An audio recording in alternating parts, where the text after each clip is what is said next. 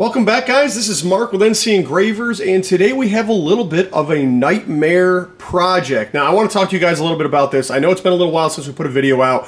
We've done a lot of new stuff. We've done a lot of old stuff. We worked on the building a lot. There's been just a lot going on here as a business as far as still moving. You know, we've moved from the one location to the other, and there's a lot just going on with getting back to running.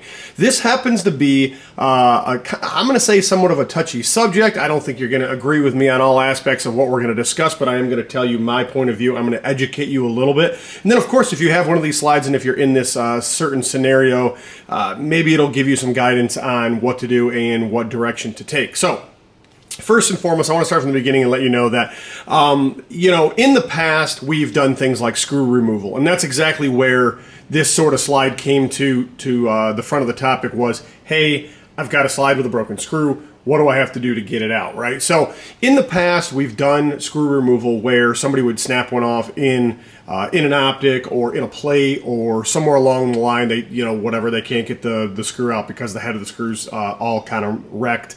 And we would take those slides in and then we would remove that screw for you. Sometimes it would be local and we would do it while you wait. If it was a nightmare of a project, we'd make you come back. And I would say most of the time it was a ship in, right? So it was kind of different layers of what we were taking in and how it looked, We stopped doing that. So what we ran into mostly was we were seeing a lot of slides, stuff like this, that would come in, and what happened is some shop would have taken it in and said, yeah, we can do that. And then they would use an easy out, or they would have tried to, use some sort of a technique to remove said broken screw, and they would mess it up even further. And then what would happen is they would send it to us for the repair. So, we were sort of going after and or behind somebody and being the Mr. Fix-It, and we said we're not going to do that anymore. So, once again, and I know this is going to kind of be a long, drawn-out video, there's kind of a lot going on here. I want to tell you how customers are getting to this point, and I want to tell you how they're going to get out of this point. So, as screw removal goes, we really don't offer it. Sometimes for the locals, if we can see it, we'll take it in, we'll make an attempt, we'll do our best kind of thing. And that's exactly what this is. Local customer called out to us, hey, sorry, we no longer offer it. And they said, can I bring it by at the very least for you to take a look at it and tell me what my options are? And that's exactly where we're at. And that's kind of the video that I wanted to make for you guys today, is maybe best course of correction and what you should do. So on these slides, they are cut on a ZEV slide. There's lots of aftermarket slides out there. They use a post system and they're cut for what would be a 440 screw. I do not recommend, and I mean run from, any slide that's using a 440 screw. I do not recommend them. I don't like them. I don't think they're a good idea. I don't like the thread pattern. It's an uncommon. You're not going to find the screws typically that are going to fit with the optic, that are going to fit the slide. They bottom out early. There's 101 reasons. Do not go with this type of screw setup for anything if you can ever get away with it.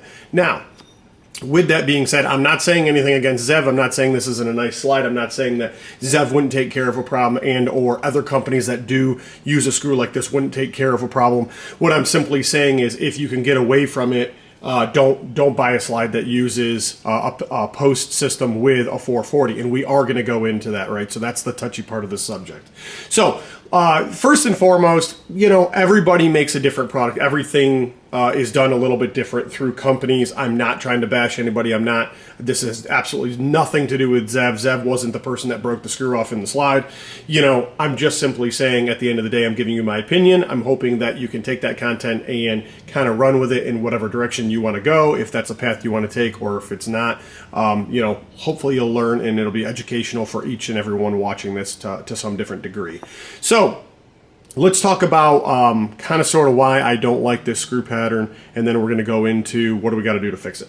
So, as we said before, some of the things I don't like about it is the peg system. Let me tell you the advantages and disadvantages, right? There's always a reason why a company does something. There's always a reason why a company doesn't do something. So one of the reasons why companies like ZEV and some of these aftermarket companies are cutting for a post is because the theory behind it is that post would give you more support on your optic, and it also allows the optic to sit lower into the slide.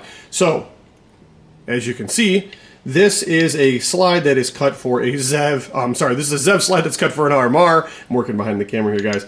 And I'm going to tell you what, see how it doesn't go on here? There's a reason why, right? There's actually a reason why this doesn't fit onto here. And we're going to get into that a little bit further here. So ideally, this would slide over this post, and then you'd put your screws in, and then it sits a little lower. You can use iron sights that aren't quite as high. So that's why they do that, right? So the story behind this is that if we use the posts, we can cut a deeper socket and we can get some threading in that post, and then we can get some threading into the slide. Now, keep in mind, these things are cut so deep that there's not a lot of room left between what's going to be where this plunger is inside here, the rod, right? There's a plunger rod in here, and for your extractor, and there's not a lot of room left between this channel and the top of that socket. So when we look at something like this, we do look at it and we go, awesome, you know, we're getting a deeper cut. You're sacrificing your threads is what you're doing. So by doing this, you're threading this post and you're barely threading into the slide because there's not much room there before you run into that, right? So this side we don't run into that, but this side we do. And 99% of the time, if you were to take one of these slides and you took it apart and you look through that rod hole right through there, that has not punctured into where that rod is, right? So we know that the threading is like way up into here. It's not very deep. When we're talking about threading. So the idea is structurally we would get more support around the optic because we have a stud here, and then we're going to get more threads as well because we are threading into the stud. Now let's kind of talk about why that optic won't go over there, and then we're going to get back into the screws. One of the issues that we run into in this is whenever you put an optic on here, and if the posts stick up past the optic, and I'm going to get into another optic here, but I'm only going to show you this as an example, okay? So bear with me. When you put something on here like this, if you look, and I'll include some pictures, but if you look, what happens is that post sticks up farther than the actual recessed portion of the optic and or plate. So what that means is whenever you run a screw down in there, and I'll grab a screw, whenever you run a screw down into, and this is not the right screw, this is just as an example, but whenever you run a screw down into the optic, it's going to go through the optic housing, and then it's going to go into the slide. What's going to happen is right here on the neck of that screw, it's going to bottom out, and it's going to try to flare that over. So essentially what's happening is the screw's going down, right? And that shank is up inside of your optic, but it's sticking up too far, and it goes like this. It literally mushrooms out. And then what ends up happening is if you did that in the incorrect order, which I have seen, people put an optic on, they ream this down, and what happens is whenever that screw goes down there, it flares that out like a mushroom, right? And then what ends up happening is you can't get your optic back off. Because what it's done is it's essentially created inside of the screw head right here, now a flared end, right? So you're not going to get your optic back off. You can take the screws out, but what's going to happen is whenever you pull the optic off, it is essentially going to have flared off the top of this tip. And if you look, and I'll try to get some pictures here that are a little bit better, and I'll include them. If you look, what has happened is that's exactly what it's done. And it does not take much for that to actually cause a problem and make it to where now you've got an optic on, you can't get an optic off, and or you've done something like this. You've put a plate on here, and you've ran that, and whenever you've done that, now you can't get the plate off, and even if you could get the plate off, you're not going to get an optic back on. So there's 101 reasons that those posts are not a good idea. Let's go on to more reasons why they're not a good idea. So this is kind of a back and forth a little bit here, right? It's why we're doing it and why is it not a good idea. So with that being said, the screws that are used on these are what they call a 440. So a 440 screw is this long, okay? That's not very long, right? So, and I hate to say it that way, but just for comparison reasons, and I'm only doing this just for the sake of, and you know, there's 100 screws out there. This screw in my left hand is the screw, which is what they call an, this one is a 632 screw, okay? So this is a screw that would come with like an EPS or an EPS carry. This is the same length screw, different diameter, but the same length screw that you see here that would come in an M4, which is a fatter screw, or in an M3, right? It's the same length screw. Now, take a look at this one. That's the difference that you're getting, okay? Technically speaking, I get it. The point being made here is that these studs are supporting your optic, but remember, this screw goes down into this stud. It's the same shank of metal. If you went with a bigger one, 632, which we're going to get to here in a minute, you're not losing that much difference, you know, material than going with the bigger screw, right? I mean, I get it, guys. You can go back and forth, round and round on this all day, but the point being made is that this screw is only going to go into the slide that far, and 75% of those threads are in that stud, right? So if you do get to the point where you've caused an issue with that post or that stud that's there, you're now losing threads. You're now taking threads away from yourself, right? They've essentially made a bigger diameter post that they've hollowed out the center for threading. Okay, it looks good, but the only distance you get to keep is the distance from the outside of the post to the inside of the thread. This is the only gained ground you're making. This is still the screw, right? This is the only difference between the outside of the stud and where the threads are. Okay, now some of that's misleading too, because the threads of the screws themselves cut into this zone, right? This is the screw, but some of them actually cut into this zone. There is overlapping between the post and the screw.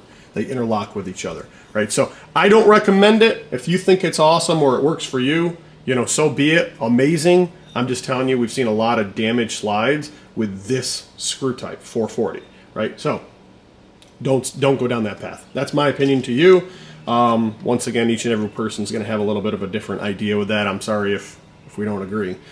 Let's talk about what are we going to do now, right? So here we are. So what we're going to do in this case, and I've done this before on a ZEV slide and a couple of the P365 macro slides, is that we've seen it a couple of times where we've been able to drill these out and actually go to a 632 screw, right? So there's a chance, there's a risk in that. So I want to talk to you about option number 1 and option number 2, and then we're going to get into the optic that we're going to be using. So option number 1 is, let's drill these out, let's rethread these to a 632. It's going to be very thin. So what's going to happen is this side we can drill way deeper than this post, and we'll get threading way down into here. We drill ours to 0.35. So I mean, you're talking, it's deep. It's almost 3/8 of an inch. Deep. Of course, we're not going to get threading all the way to the very bottom, right? And in this case, there's a post, but I mean, you're going to get a 1/4 inch of threading. So I mean, it's, good luck snapping that off. On this side, this is a whole nother animal, because we are going to drill into this channel. We'll have to do a little bit of a cleanup here, and we're going to be threading that post. So once again, this is option number 1. So that's kind of where we are with it, is that we're going to attempt to do a drill and a rethread. Some of the issues that you might run into is you may crack these posts because they're not really designed to take a thread that wide, right? It's not really designed to take a thread that far into it. Once again, we've done it before. We haven't had any issues, but each and every slide's going to be a little bit of a different scenario and how that works. The reason that we're going with the 632 is, 1, it's a very common screw, 2, it's more durable, and then 3, it's bigger than the screw and slightly bigger than this studded post itself. So we are not only removing the janky screw that's in there, we're also going to be taking out material from the actual post itself and then rethreading that, right? So there's a reason why we're doing that. If we happen to crack this, the standoff here, then we're going to go a totally different direction, and we're going to jump into that right now. So the idea here is we're going to be using the optic of choice for this customer is what they call a standard MPS, and these are a fairly cool optic. They run with a couple different plates, and I don't know what they come with 100%. This was just something that was provided to me. So we've got a plate here. Of course, we're seeing all kinds of things that's going on here. So we've got a plate here that we're going to see what we can make happen. There's a different plate and maybe this is the plate that came with it. I'm not sure. This is not something that we're going to use at all. Like, it's just not going to be used. And if we can't get this plate to kind of work, and I'm going to have to take you through that. I was stuttering there a little bit. I don't know why it was so hard for me to get that out. But if we can't get this plate to work, we're going to go with an MOS cut, just a good old standard Glock plate system cut. And I want to talk a little bit about the difference on that. So the issue you're going to run into, matter of fact, let me grab a slide. I want to show you guys something for a second. Happen to have one laying right over here. So the idea is on what would be a MOS cut from Glock, they're cut very similar. They're very deep. So both of these are very deep. So this is one of the reasons why on a standard optic cut we charge 100, and on an MOS cut we charge 125, because it takes a little bit longer to cut. It's a lot more material being removed. So with that being said, this is the way that an MOS style cut works. So basically it's got a ridge in the center, it's got 2 holes. Now pay attention here, because look, if you think about the way that this works, and we'll take a look at the back of the slide, you can see that this is for your extractor rod right down here. There's a little plunger, a little spring and stuff that goes on here. And the idea is that, see how far over it is? It's way over the, out to the outside. If you take a look at this, this is exactly where this screw is, right here. Now, keep in mind, if we go with this cut, we would have to align the front. So the front's going to be pretty close across, and we're doing that so we don't run into this plunger. So the front's going to be, this is curved, it's got a radius. We're going to cut straight across here, right? This is kind of where we're actually going to start from the front and work our way backwards, which we typically don't do, but that's how we would be doing it. And that means the end of this socket is going to come somewhere into where this dovetail is. Now, once again, if we get to this point, we are in salvage mode. We are keeping a slide from destruction and getting back to a usable part. And yes, if we have to lose the rear dovetail, we're going to lose the rear dovetail to salvage this. So it would be cut like that. Now, once again, take note of where these screws are and how these screws work. The idea is that these screws have been placed to the middle on both sides of the firing pin channel, which are solid metal and not far enough over to where it's going to have to hit the extraction channel, right? So they've done that on purpose. So you are able to go this deep. You are able to get full length of threading. We drill the same. It's still 0.35. So you're still going to get, you know, somewhere in the 0.32, 0.3 thread for that, right? And Glock uses an M3 screw, so we would use the same screw that Glock's using.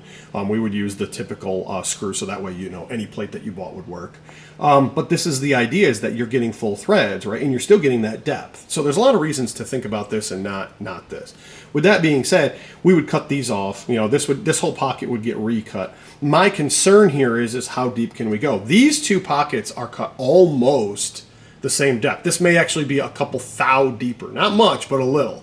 So with that being said, if you take note, once again, there's a channel, there's a ridge in the center, and what that does is it keeps plates from going left to right whenever, I'm assuming, I guess it's whenever you're mounting. It really is not going to move after you've installed it, because motion on a weapon is front to back, not really left to right, as far as, you know, actual recoil motion.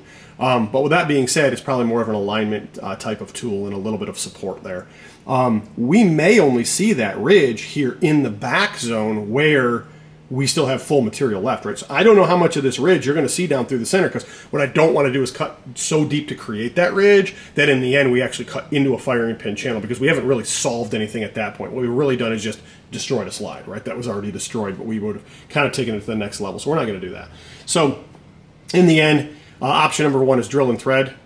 Option number 2 is cut for an MOS. So these are kind of your options. So I have absolutely no idea which one of these is the correct course of action. We're gonna go and drill and thread, and whoops, we broke it off, or we threaded it and it wrecked. Then yeah, we're gonna move to the other direction. We're gonna cut a socket. Midnight bronze on this slide. So we're gonna go ahead and redo it. I would always recommend. I don't know if these are steel or stainless steel. The customer ended up wanting to make a change to it anyhow. Typically, we would recommend that anyhow, just because, like, for instance, there is some wear that's already on the slide. It's a $25 charge with optic cuts. It's not a lot of money, guys. So it is an opportunity, and if you're curious, this is charcoal green. This is one of our new colors, charcoal green. This is a whole pattern design that I still haven't finished. It's one of my slides, and there's some changes to make to it. So it's pretty wild, though. But anyhow, you probably won't see this one again. That one will kind of be sort of off the video. With that being said, guys, I think that's kind of where we are. If we do go with an MOS plate on this, then the customer will need to provide an MPS MOS plate, and then that's the direction we'll go. Hopefully, we won't have to take that path, and we'll be able to drill and thread, but we won't know until we get into it. Guys, let's jump into the CNC work. Let's bring it back. Let's take a look exactly how it came out and what direction we went. All right, so right now we're basically just removing the old screw and setting a template hole for the actual drill bit. So basically just doing a clean out pass, and then we're going to come back through with the real one before we move into threading, or tapping, I should say. So we'll just see how this goes. I'll take you guys through each step.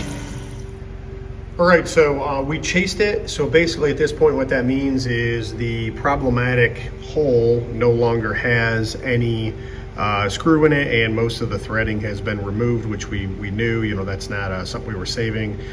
We were able to run it all the way out through the bottom. You may be able to see some light down in through there. So we are into that plunger hole, you know, that they create inside of the slide. So I think that's a good deal anyways. We can push all that debris out through the bottom and do a clean out before coloring.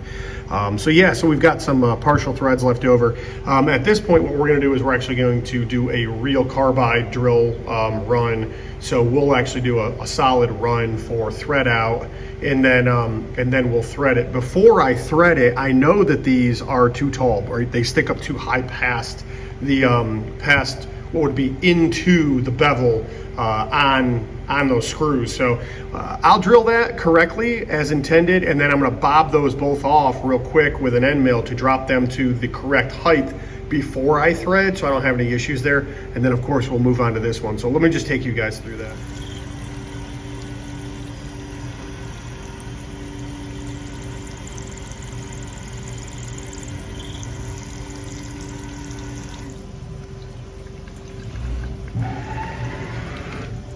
All right, let's take a look and see how this came out. So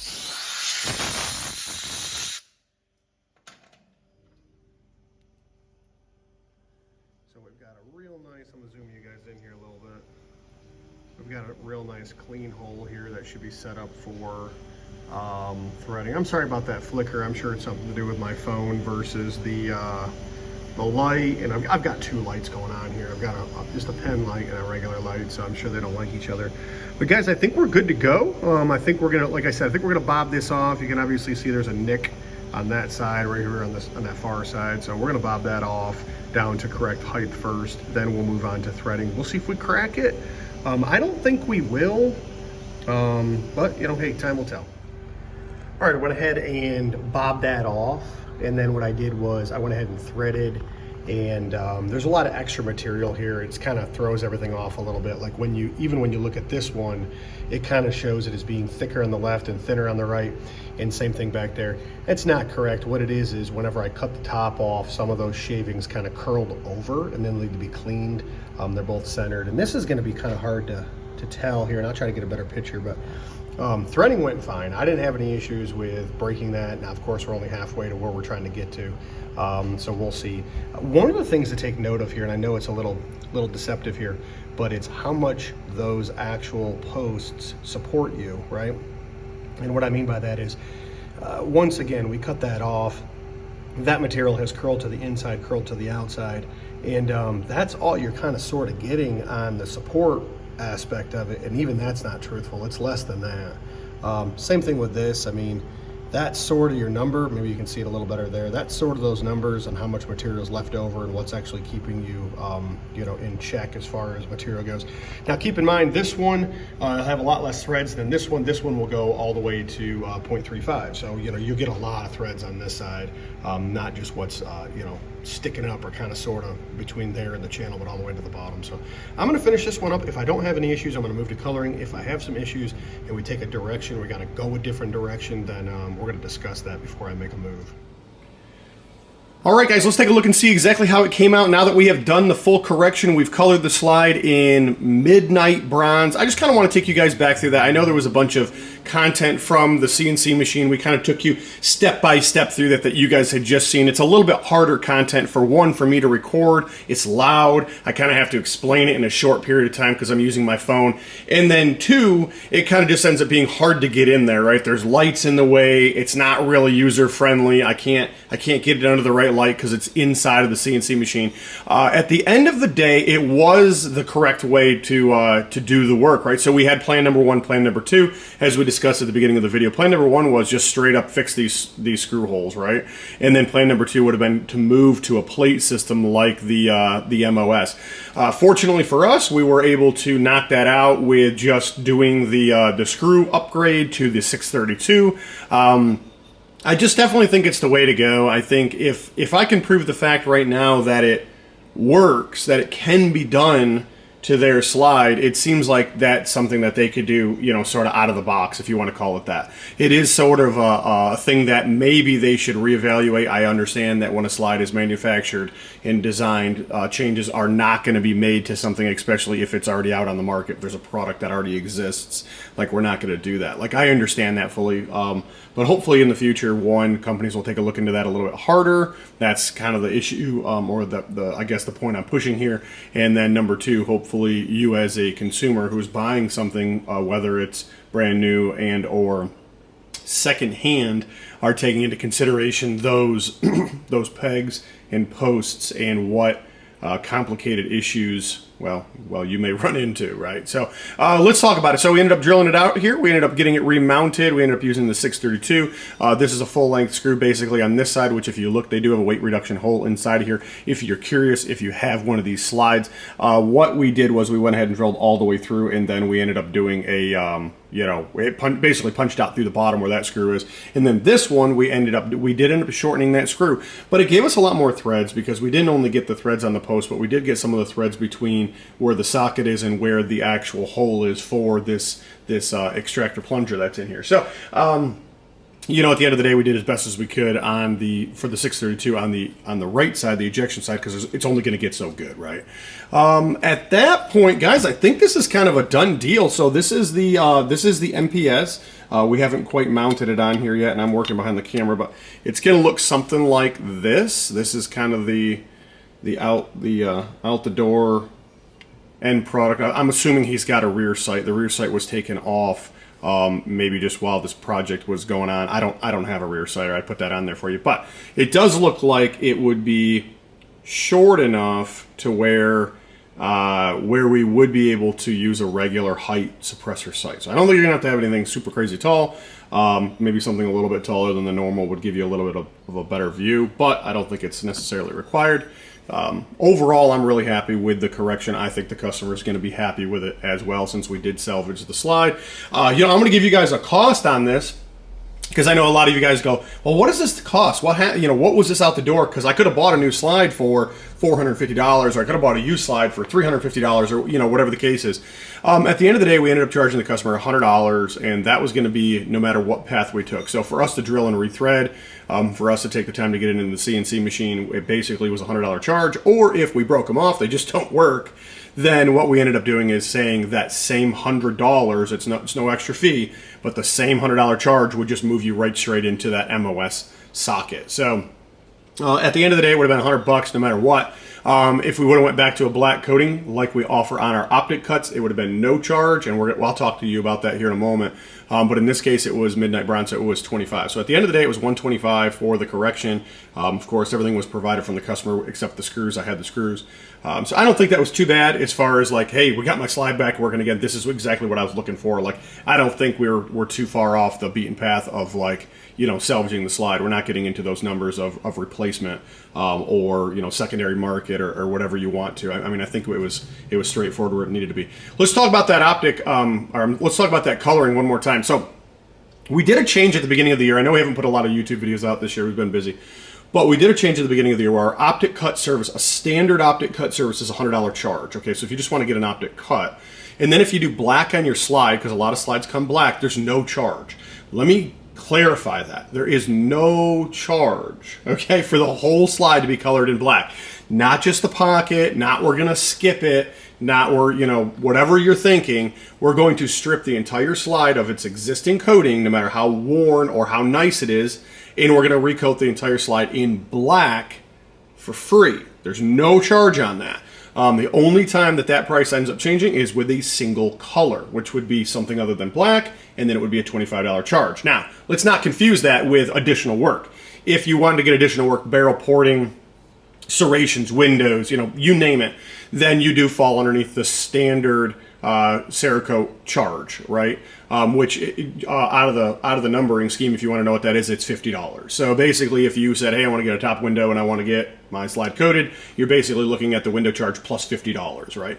So that's kind of where those numbers come from. Whenever we do cut work, we charge $50 to do Cerakote coloring, because we already have to take the slide apart. When we don't do any cut work and we're just doing coloring, it's a $60 charge. There is a $10 difference in charge there. And that $10 is basically $5 to take your slide apart and $5 to put your slide back together. So it's not a whole lot of money, right? So you're only paying $10 more and you're still not taking anything apart or trying to break sites free or get optics taken off. Like, we're doing all that literally for $5 in each direction. So once again, it's hard to beat that on the market when you're talking about an optic cut. It's $100. Go back to black, it's $0. You're literally out the door at $100 plus tax plus shipping. If you're local, you know, you can skip some of that stuff because you're dropping off. But that's exactly what I'm trying to tell you. You know, at the end of the day, I think the point being made here on a project like this, and I'm going to give you my honest opinion, okay, is that there's a lot of really good companies that are out there that can do this type of work. They can do optic cuts, they can do serrations, they can do, you know, you name it, they can do it.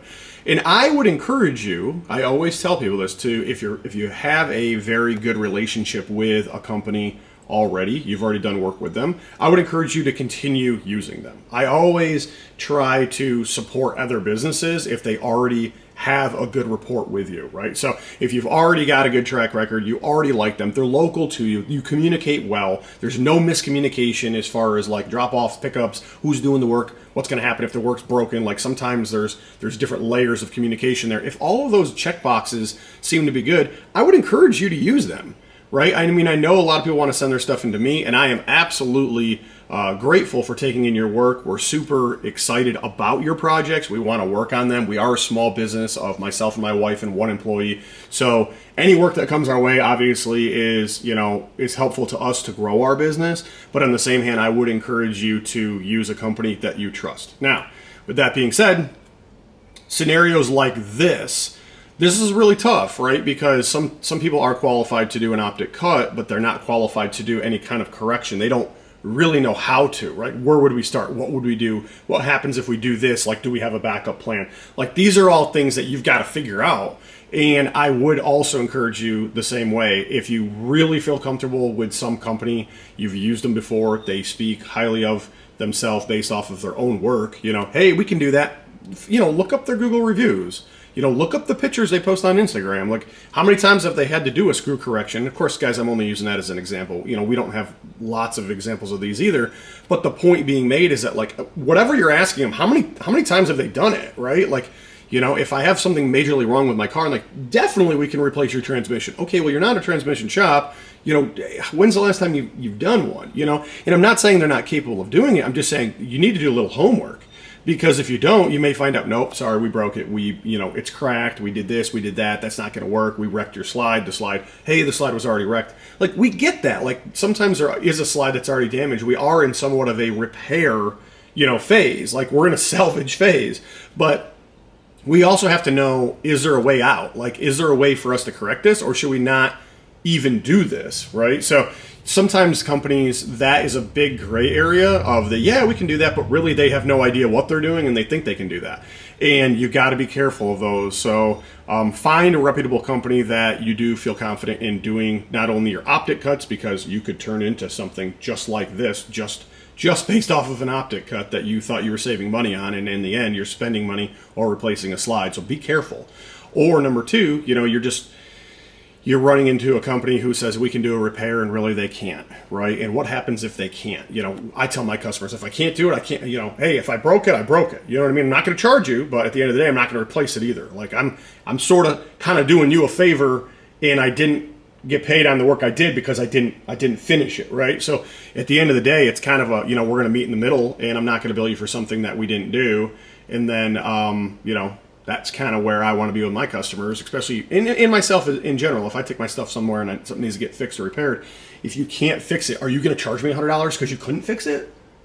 Like, I mean, why am I even here, right? So those are kind of the things. So that's what a lot of what I would tell you to look into. I would really strongly advise the background knowledge of what that company is capable of doing. Go to their Google reviews. I'm telling you, people, Google is like a stickler of like all kinds of mess, right? So we have a pretty good review system on there. I think we're like a 5.0. We got 300 and some reviews. We probably have more than most anybody else on East Coast for what we've done. And then we've done a lot of projects, as you'll see on our webpage, and our YouTube account that we've never gotten reviews for, right? So a lot of the reviews you will see are going to be serrations, they're going to be barrel porting, they're going to be optic cuts, they're going to be the basics because we do more of them. So of course you're going to see a lot more reviews from the fast food than you are the person sitting down eating a $500 meal, right? So it's kind of one of those deals.